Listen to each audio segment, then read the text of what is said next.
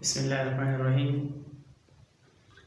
10th class subject biology chapter number 1 gaseous exchange हम discuss कर रहे थे। In this class we will discuss about gaseous exchange in plants. इसमें हम discuss करेंगे प्लांट में गैसियस एक्सचेंज, पौधों में गैसों का तबादला। तो जब हम गैसियस एक्सचेंज इन प्लांट्स पढ़ते हैं तो there are two things to be discussed here. One is gaseous exchange main concept and other is mechanism of gaseous exchange in plants. Plant में गैसियस एक्सचेंज की बुनियादी तस्वर और बुनियादी कंसेप्ट कैसा है और फिर इसकी मैकेनिज्म और तरीक़ाकार कैसा है कि किस तरह प्लांट में गैसियस एक्सचेंज होती है, गैसों का तबादला प्लांट की इंटरनल एनवायरनमेंट और इसके एक्सटर्नल एनवायरनमेंट के दरमियान किस तरह होती है। तो यहाँ प्लांट में गैसियस एक्सचेंज के लिए ये दो चीज़ें, दो प्रोसेसेस ज़हन में रखनी चाहिए। हम पढ़ते आ चुके हैं कि एक रिस्पायरेशन है और दूसरा फोटोसिंथेसिस है प्लांट की सूरत में। In case of plant there are two processes, respiration and photosynthesis for gaseous exchange। इस डायग्राम पर आप गौर करें, ये एक जनरल स्केच है, एक डायग्राम है, ये प्लांट है और इसमें ये तरफ जो है this side is considered as day time and this side is considered as night time. ये रात की वक्त है और ये डे टाइम है। तो जब हम प्लांट में डे टाइम की डिस्कशन करते हैं तो यहाँ two processes at a time हो सकते हैं, होते जा रहे हैं प्लांट में, एक रिस्पायरेशन और दूसरा फोटोसिंथेसिस। तो फोटोसिंथेसिस के दौरान कार्बन डाइऑक्साइड और वाटर, सनलाइट और क्लोरोफिल की मौजूदगी में प्लांट में फोटोसिंथेसिस की प्रोसेस होती है और इससे ग्लूकोज बन जाती है और ऑक्सीजन। और रिस्पायरेशन के दौरान ये रिएक्शन अपोजिट इस तरह कि ये ग्लूकोज मॉलिक्यूल की ब्रेकडाउन हो जाती है in the presence of free oxygen in case of aerobic respiration और इसके रिजल्ट और नतीजतन कार्बन डाइऑक्साइड और वाटर एंड एनर्जी, ये चीजें इज अ बाई प्रोडक्ट पैदा हो जाती है। तो रिस्पायरेशन के दौरान जो कार्बन डाइऑक्साइड पैदा होती है वो कार्बन डाइऑक्साइड प्लांट अपने लिए अपने फोटोसिंथेसिस की प्रोसेस में इस्तेमाल करते हैं और जो ऑक्सीजन है, ऑक्सीजन इस फोटोसिंथेसिस के दौरान जो ऑक्सीजन पैदा हो जाती है तो ये oxygen, some of the oxygen is remain in plant for respiration.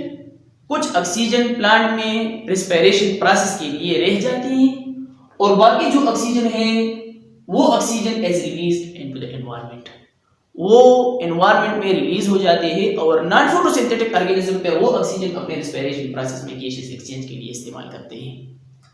तो प्लांट में दो प्रोसेसेस होते हैं। At the day time there are two processes, photosynthesis and respiration. तो ये याद रखिए कि फोटोसिंथेसिस के दौरान जो ऑक्सीजन पैदा हो जाती है ये ऑक्सीजन प्लांट अपनी रिस्पायरेशन प्रोसेस के लिए भी यूज करते हैं और नॉन फोटोसिंथेटिक ऑर्गेनिज्म के लिए अपने एनवायरनमेंट में वो रिलीज भी करते हैं एक्सटर्नल एनवायरनमेंट में।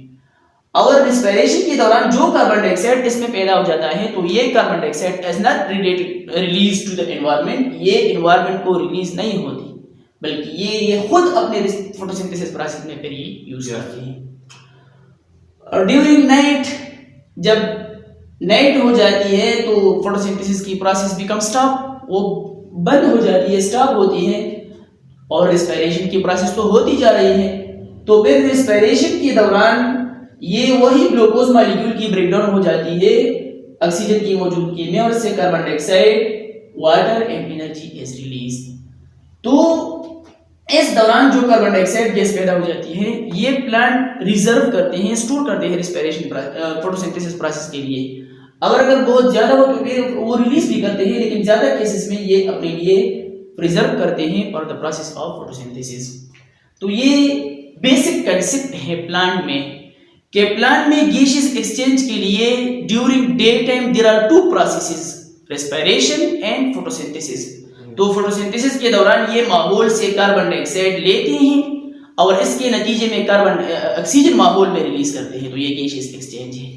और रिस्पिरेशन के दौरान इसको खुद अपने लिए ऑक्सीजन की जरूरत होती है, तो वो ऑक्सीजन जो फोटोसिंथेसिस में तैयार किया गया ऑक्सीजन है वही ऑक्सीजन यूज करते हैं और इसके नतीजे में जो कार्बन डाइऑक्साइड पैदा हो जाती है वो कार्बन डाइऑक्साइड और इस पर फोटोसिंथेसिस के प्रोसेस में दोबारा इस्तेमाल करते हैं। दूसरा है mechanism of gaseous exchange in plant. Plant में गैसियस एक्सचेंज की तरीकाकार कैसा है? तो gaseous exchange in plants occur through body surfaces. Body की जो सरफेस हैं, जो सतह हैं, इसके जरिए गैसियस एक्सचेंज होती है प्लांट में। और वो किस तरह कि प्लांट की जो आउटर सरफेस है रूट, स्टेम और लीफ की, इट इज कॉल्ड एपिडर्मिस, इसको एपिडर्मिस कहते हैं। ये मिसाल के तौर पर प्लांट है, इसकी लीफ की जो आउटर सरफेस है या स्टेम की आउटर सरफेस है या इसकी रूट्स की आउटर सरफेस है, तो ये सारे इसकी एपिडर्मिस है। और इस एपिडर्मिस के जरिए ये स्टेम, लीफ और रूट की जो एपिडर्मिस है उस एपिडर्मिस के जरिए ये गैसियस एक्सचेंज अपने एनवायरनमेंट के साथ करते हैं। और इस एपिडर्मिस के दौरान के जरिए हम ये कह सकते हैं कि allows exchange of gases between cells and outer environment. Cell और आउटर एनवायरनमेंट के दरमियान इस एपिडर्मिस के जरिए इसमें गैसियस एक्सचेंज होती जा रही है।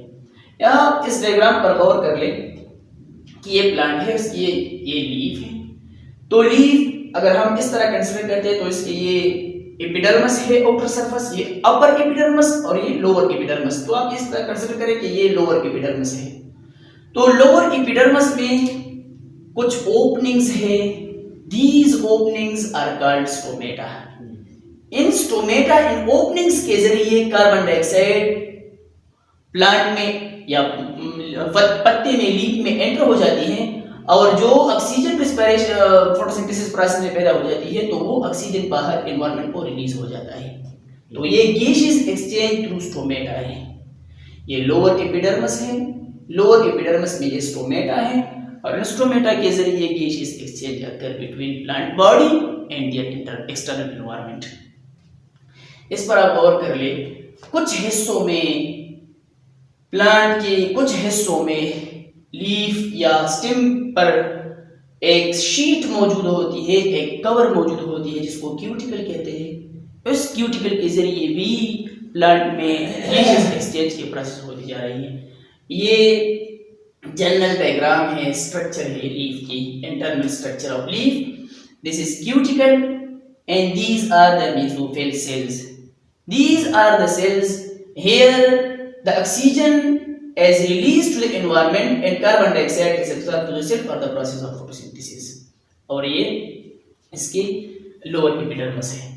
प्लांट के कुछ हिस्सों पर, मिसाल के तौर पर ये प्लांट की स्टेम है, स्टेम की जो आउटर कवर है उसको बार्क कहते हैं, बार्क।